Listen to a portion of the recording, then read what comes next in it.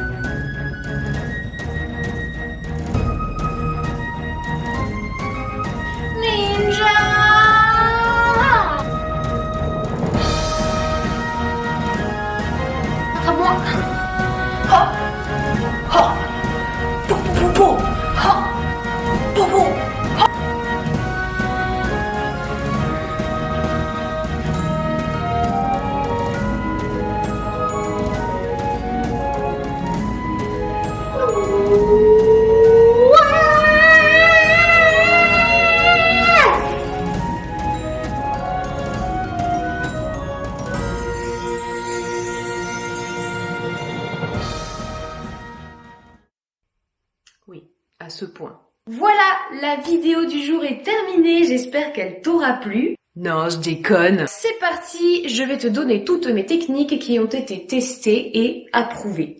Reste bien jusqu'à la fin car je t'ai gardé le meilleur pour terminer.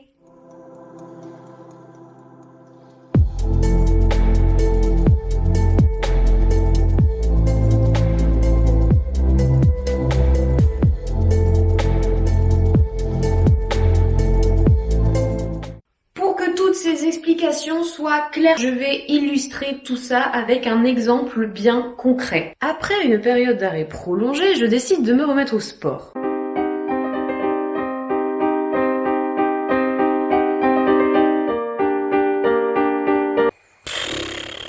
Bon, je suis pas très motivée là, mais bon, hein, on n'a pas fait tout ça pour rien, alors... C'est parti. Allez, vas-y Sophie, go, fais-le!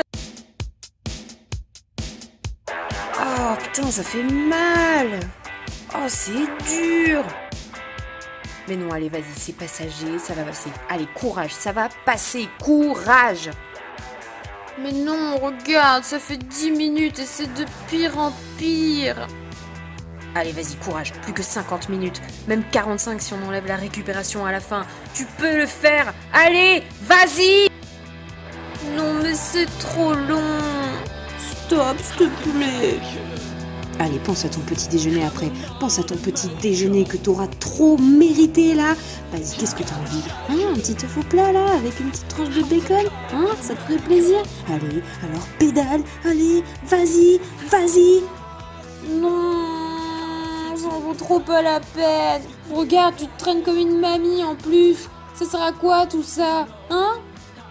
Pourquoi? Allez, tu seras trop fière de toi après. Allez, courage! Il faut que j'arrête ce calvaire. Bim! Allez, je vais te couper le souffle. Hop, un petit point de côté en fourbe là. Tu fais moins la maline là, hein? T'as mal, hein? Tu vas arrêter maintenant? C'est bon? T'as compris? Voilà. De toute façon, ça sert à rien, je t'ai dit. Tout ça, c'est de faire du mal pour rien. Voilà. Allez, stop. Je me casse. Hasta la vista, baby. Et là, je vais te présenter une facette de mon ego qui a une très grande place dans ma vie. Il s'agit de Madame Flémasse. Bah, elle est passée où? Madame Flémasse! Madame Flémasse! Ouh! Allez là, viens dire bonjour. N'aie pas peur. Elle est timide. Allez, dis bonjour. Oh, mais j'ai un peu de bonne volonté quand même, hein. Allez, viens me voir. Bon, arrête ton cinéma, là, hein. C'est bon, assume. Oh, et enlève-moi cette écharpe, sérieux, il fait 20 degrés là, il fait pas froid. Qu'est-ce que tu fais? Oh là là, comment t'es trop énervante. Ouais, allez, c'est bon, tu peux y aller. Va-t'en, tu m'énerves. Madame Flémasse se plaît dans un environnement douillet et moelleux, sombre et confortable. Elle fuit toute tentative de mise en contact avec ses congénères car les relations sociales la terrifient et lui demandent trop d'énergie. Sentant rarement la rose, elle a besoin de vêtements amples pour ne pas se sentir gênée lors de ses mouvements. Activité préférée? Regarder des dessins animés en buvant du thé ou un chocolat chaud, en mangeant des gâteaux, maison de préférence, pour lesquels elle a un goût particulièrement développé. Attention, un gâteau pas bon peut la mettre de très mauvaise humeur.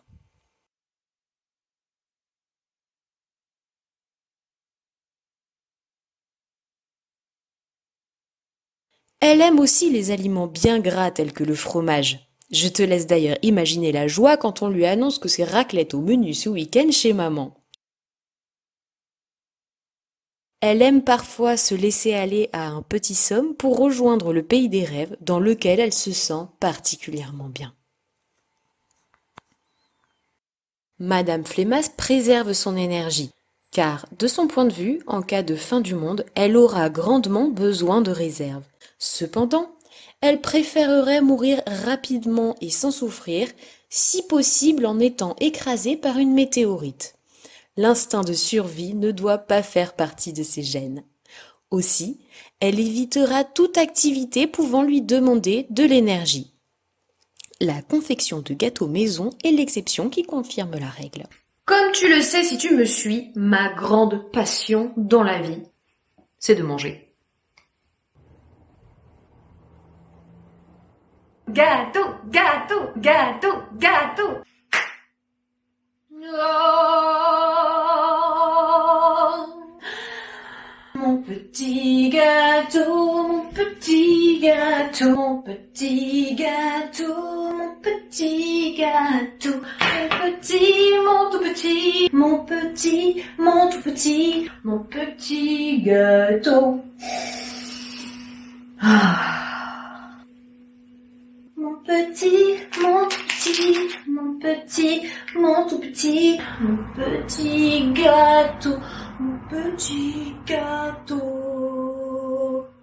Ensemble! Ma vie, elle est rythmée par les différents repas de la journée. Quand on aime manger comme moi, on se retrouve vite face à un problème de taille. Si je ne me surveillais pas de près, je crois que je finirais obèse en l'espace d'environ 1 mois. Donc, il a fallu que je me mette à la pratique d'une activité physique très, très, très régulière. Mais, à chaque fois que j'essayais de devenir une sportive aguerrie, au bout de 2 mois, quand j'arrivais à tenir 2 mois, Madame Flémas prenait le contrôle de la situation et me faisait abandonner tout effort, préférant se gaver de gâteaux dans le canapé.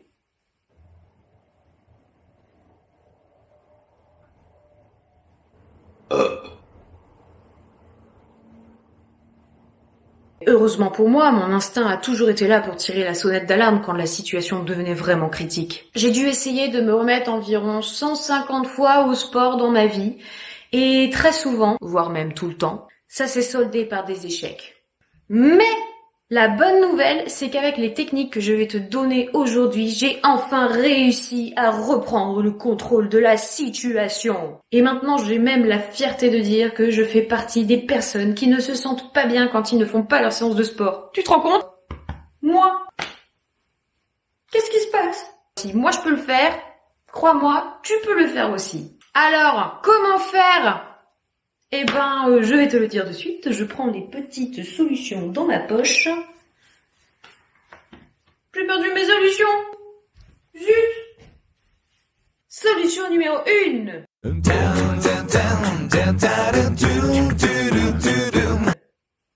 La première étape qui m'a beaucoup aidée, ça va être de nommer cette partie de toi qui te met des bâtons dans les roues. Me concernant, j'ai pris Madame Flémas.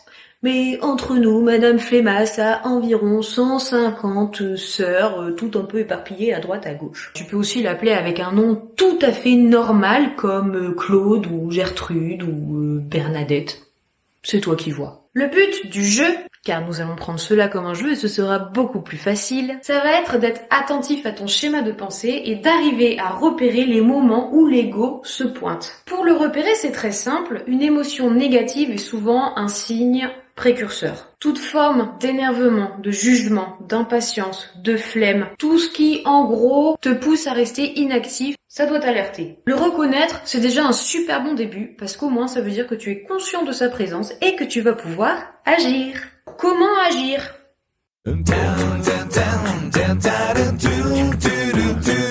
Première technique, la pensée positive et les affirmations. Si tu commences à penser négatif, c'est que l'ego est là. Exemple.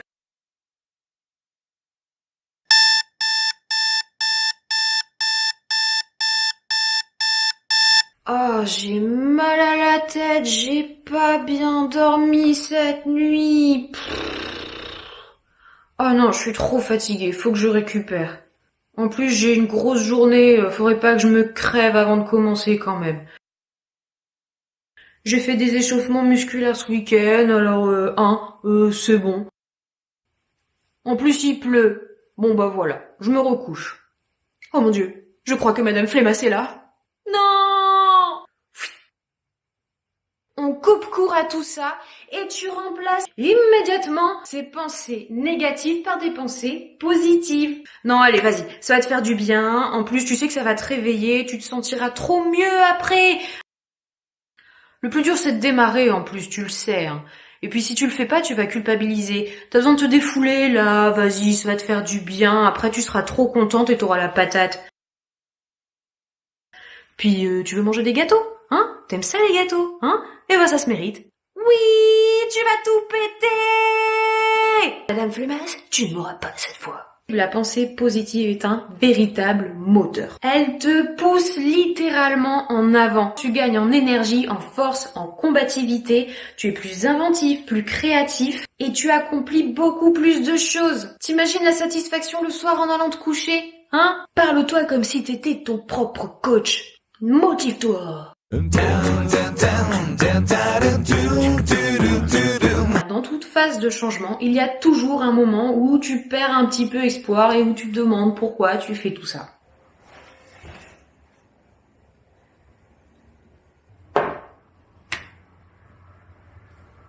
Mais pourquoi tu t'infliges ça?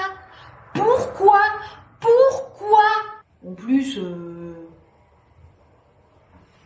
t'as autant de gras, même voire plus qu'avant. Donc, laisse tomber, tu te fatigues pour rien.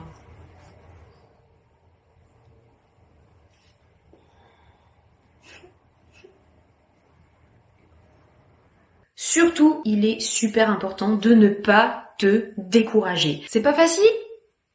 C'est normal. Tout est compliqué avant de devenir facile. Quand tu es dans la douleur et dans le découragement, c'est que ton ego est par là et qu'il essaie de te faire lâcher tes objectifs. Ce sont en fait des signes que ton ego est en train de lutter avec le changement que tu essaies de lui imposer. Je dirais même que c'est plutôt bon signe. Ça veut dire que le changement est en marche. Tu es en train de poser les bases et les fondements de ce changement que tu essaies de mettre en place dans ta vie. Surtout, ne baisse pas les bras. Sinon, ça voudrait dire qu'à chaque fois, tu devras recommencer tout ce processus à zéro. Et que surtout la prochaine fois sera beaucoup plus difficile. Refaire du sport. Laisse-moi rire. Ah, la bonne blague. Tu te souviens la dernière fois ce qui s'est passé? Tu t'es claqué le muscle et tu as dû rester allongé pendant 3 jours.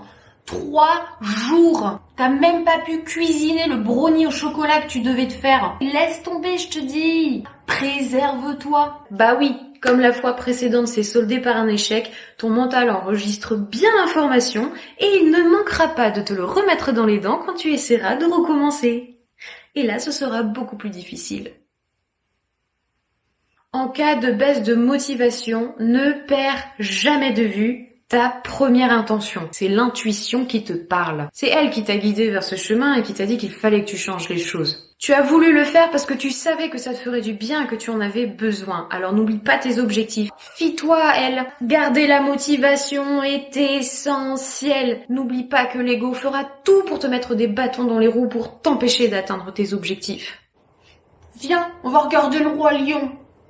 En plus, j'ai fait des petites madeleines qui iront super bien avec le nouveauté. Tu sais celui qu'on a acheté l'autre jour, là, Jardin d'Éden.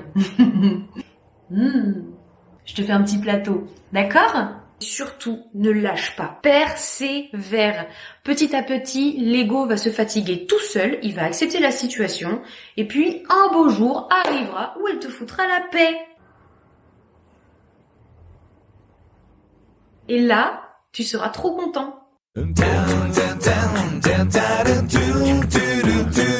Quand tu es dans la douleur et dans le découragement, surtout, essaye de lâcher prise. L'attachement et le besoin de contrôle. L'attachement et le besoin de contrôle créent de la résistance et la résistance crée la souffrance. Et c'est là que tu as envie d'abandonner. Se détacher de ce besoin de contrôle va te libérer d'un poids énorme sur les épaules.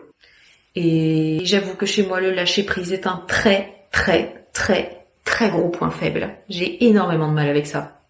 T'es content, chérie? Hein? Je l'ai dit, voilà. Souvent, on se décourage aussi parce qu'on veut des résultats tout de suite et que on ne les obtient pas aussi rapidement que ce qu'on voudrait. Un changement, c'est très long à se mettre en place et il arrive que les résultats, on les voit, mais beaucoup plus loin.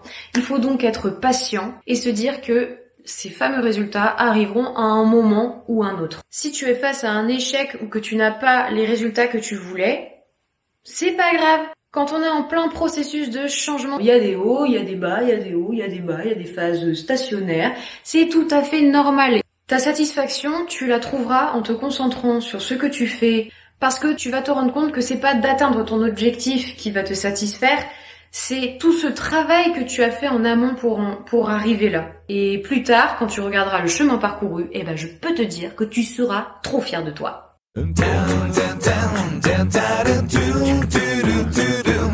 À chaque fois que tu réussis une petite victoire ou que tu es fier de toi, célèbre-le comme il se doit. Alors, je t'arrête de suite, hein. Il s'agit pas de faire péter la bouteille de champagne dès que tu réussis quelque chose.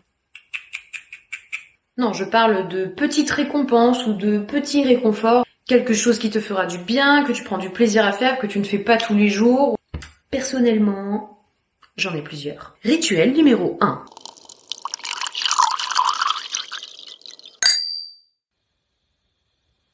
C'est con, mais juste après une séance de sport, ce petit moment de retour au calme avec ma petite boisson chaude est juste merveilleux.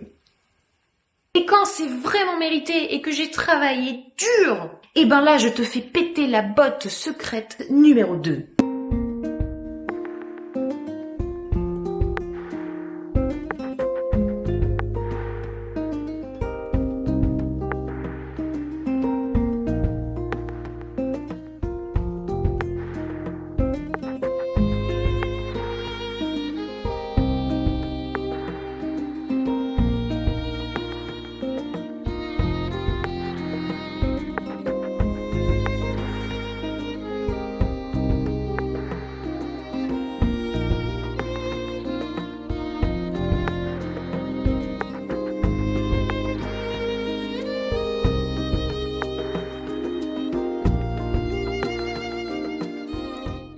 c'est la récompense ultime. Et là, je peux te dire que c'est le moment de Madame Flémas. Gâteau, gâteau, gâteau, gâteau, gâteau, gâteau, gâteau.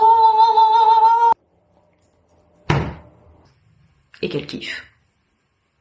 Et pour booster encore plus l'effet de la célébration, fais-en un moment privilégié. Isole-toi, concentre-toi sur ce que tu fais ici et maintenant et savoure.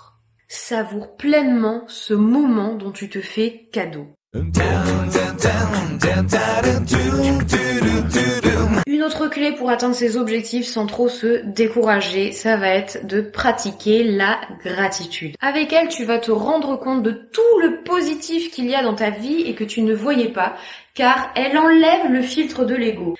La gratitude permet d'arrêter de te focaliser sur tes pensées négatives. Bon, dans mon exemple du sport, au début, c'est vraiment très difficile d'avoir de la gratitude, à part l'éventuelle fierté d'avoir osé sortir de chez soi et de mettre des chaussures de sport. Ça, oui.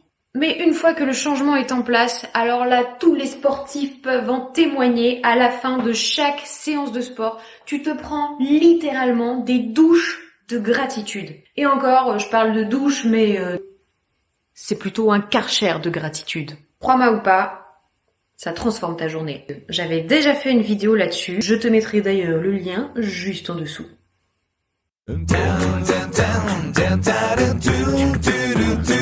Ce qu'il faut savoir, c'est que l'ego est en quelque sorte le petit enfant capricieux et peureux qui sommeille au fond de nous-mêmes. S'il réagit aussi violemment, c'est simplement parce qu'il a peur. Du coup, pour se rassurer et se montrer qu'il est digne d'intérêt, il va aller se mettre en compétition avec les autres. Parle-lui, rassure-le, dis-lui que tout va bien se passer et qu'il n'a pas à s'inquiéter. Quand je dis parle-lui, en fait, tu te parles à toi-même. Ça fait un peu schizophrène comme ça, mais je t'assure que c'est très efficace.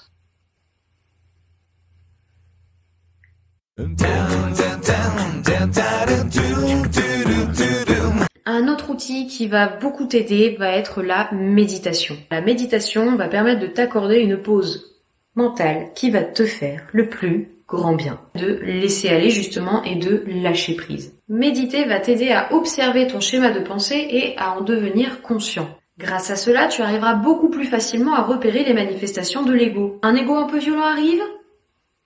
Pas de problème. Tu as tout intérêt à t'accorder 5 minutes de méditation. Respire et laisse passer tout seul. Souvent, les pensées et les émotions se dissipent d'elles-mêmes. Il suffit juste de les laisser aller. Je ne m'étale pas plus sur le sujet car Vincent a déjà fait énormément de vidéos sur la méditation. Pareil, je te mets les liens juste en dessous si tu veux aller voir tous les bienfaits qu'elle peut te procurer.